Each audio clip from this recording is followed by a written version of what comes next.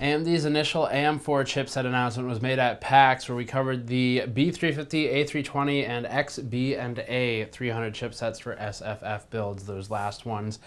But we didn't have a high-end chipset yet for the upcoming Zen architecture, which would include the FX revamp and higher-end chips, Summit Ridge being part of that.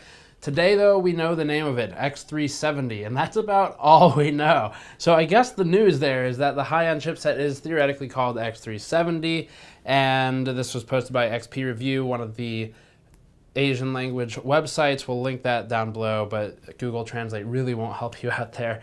All they're really saying, though, is that X370 will ship alongside Summit Ridge CPUs, and it will add lanes, as expected, for the high-speed I/O devices. That would be things like SATA or PCIe Gen 3, USB Gen 3.1, or what have you.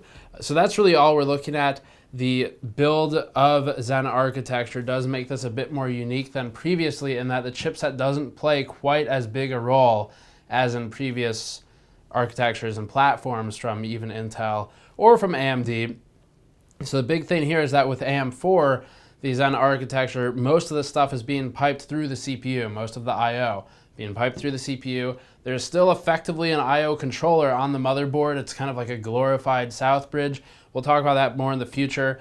But X370 is the name of the high-end chipset that will be shipping alongside Summit Ridge and available on AM4 platforms, which is now, as we've said before, the unified platform for Gen 7 APUs and for Zen CPUs. NZXT's new Aer fan series, AER, not AIR, has been officially announced. It's a new set of RGB fans from NZXT. It enters into the arena of RGB fans, which seems like it's really getting quite full, as we talked about at Computex, where the year's trend is pretty much RGB everything and tempered glass. This represents the tempered glass side of the argument. In this news story, NZXT is representing the RGB side of the argument. At PAX, we saw Corsair has some new RGB LED fans. Thermaltake is sort of the incumbent in this arena with their Ring fans, RIING, and now NZXT with Aer. The standout marketing point for NZXT is that these will pair with the Hue Plus, which is an NZXT product, and that allows for customizable RGB LED control, including daisy chains of fans in groups. So you could put groups of fans together on the two separate channels on the Hue Plus and configure them as you desire for within the case.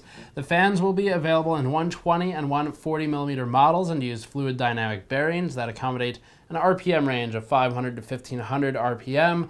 The low end of that, of course, allowing a fairly low noise output, that we'll have to test that separately. Airflow is rated by the company at 20 to 61.4 CFM for 120 millimeters, or about 24 to about 72 for 140 millimeters. 8 LEDs are present per fan. There's a lot of LEDs, so these will probably be some of the brightest RGB, or at least most vibrant RGB LED fans we've seen yet, though again, we'll have to look at that. And they use light channels to increase the brightness and reduce undesirable light bleed. The fans, like most RGB LED fans, are going to be expensive, so they are $30 a piece for the 120 millimeter models and $35 for 140 millimeters if you prefer those. And then there are kits as well, so NZXT is doing a Hue Plus 2-fan kit with 120 or 140. You can do those setups for $80 or $90. That's a good deal of money to spend on LEDs. Fans obviously will help with the cooling, but if you're being honest with yourself, you buy this stuff for the LEDs. So almost $100 if you want to do that setup with 2 fans and a Hue Plus. We reviewed the Hue Plus separately. If you're curious about that, we can do a link in the post-roll video or something. But the fans should begin shipping in October. The next news item is the Roseville Cullinan case that we saw at Computex 2016. This one was a little bit delayed, partly because of shipping issues globally, not really something that Roseville or any manufacturer had control over. But it is coming here now, so as of today, this should start being listed on websites like Newegg. It will begin shipping within a couple of weeks, by end of September, definitely. And we have a review coming up, as obviously we have the case, so wait on our review before making any purchasing decisions. But to go over the basics again and refresh everyone from Computex, it's got 4mm thick tempered glass on the left and the right side. It is a normal motherboard layout, not inverted like many of the cases we've seen lately. So normal motherboard layout, that means this is the side where you'd be looking into the case and seeing the components, other sides cabling and things like that, SSDs. The front has 3 fans, so it's got 4 stock as far as we know based on this model, 120mm fans, 3 intake, and 1 exhaust. This front panel here does also have a tempered glass front, but on the side, there's your intake grill. So obviously you can't breathe through the glass in the front, but this isn't really new to the industry. It's just new that it's being done with glass now. So previously the S340, the H440, the Corsair 400C, the Corsair 600C, all these cases have sort of a flat plastic front. That's the new design aesthetic for the last few years. That's what's in. So that's being continued here just with glass. And then as with those 4 cases I just named, it's breathing through the sides. So that's where your intake comes in. The top has, if it works, there we go, one of these. So that's your magnetic filter, also kind of in right now and was big with the Corsair 400C and 600C. And the rest of it we'll talk about in the review. But that's sort of Roseville's big case for actually the last couple years. This is the most promising thing they've had in a while since the R5. If you remember the R5, that was one of our earliest reviews. I don't know if we even made a video for it, but this is the best thing since then. So it's been a while, but they're getting back into the game. MSRP is $180, street price is $150. We'll review it and look at thermals and build quality and all that very shortly, so subscribe for that. And in other case news, Cooler Master just announced its Master Case Pro 3. We have some shots of the Cooler Master booth from PAX West where they had an explosion of their case set up on the wall. Kind of cool to look at from a B-roll perspective. But the Master Case Pro 3 is a micro ATX version of the case you've probably seen advertised on some of the other YouTuber channels, which was the Master Case 5. And that's mostly marketed for its modularity. So certainly part gimmick and part function with the Master Case series from Cooler Master.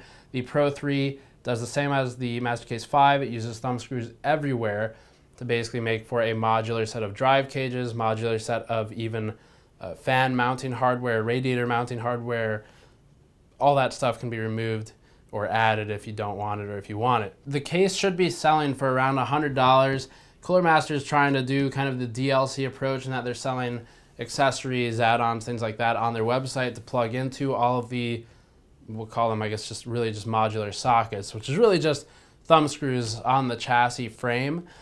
So that's positioned all over the frame. You can buy stuff from them and upgrade the case, I suppose. We haven't really tested those cases yet, but we'll hopefully be doing so.